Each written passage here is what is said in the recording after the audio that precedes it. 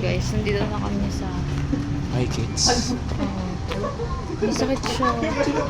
Tapos ang love na ewan ko siguro pag uwi biglang ano to, hindi na kami matutulog eh.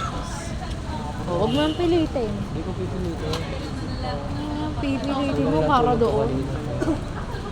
Siyempre. Tagal bago ko taon pupunta. Bakit? Pwede naman Thursday ah. Alis kami. Gano'n lang kami. Iikot lang kami. Kanina pang init niya. Tapos tamlay-tamlay siya gano'n. Pero pumunta pa rin kami.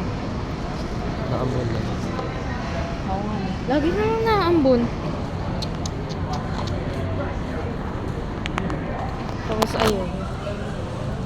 Sorry kids. Ayun kasi dahil. Totoo. Baka mamanan nyo to. Ano? Baka makuha nila to. Yung pagiging sakitin mo. O, paano yun? Sana hindi. Mas malakas naman siguro dito. Hindi ikaw yung mag-aano sa akin. Tapos, Ito lang naman yung sakit na tumatagal sa akin.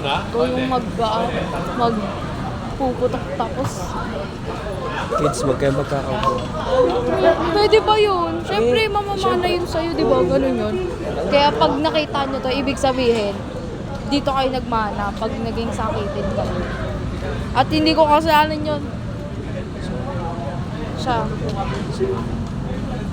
Ganun siya. Pero sana mas malakas yung akin na jeans. Pero feeling ko mas malakas ang lalaki eh.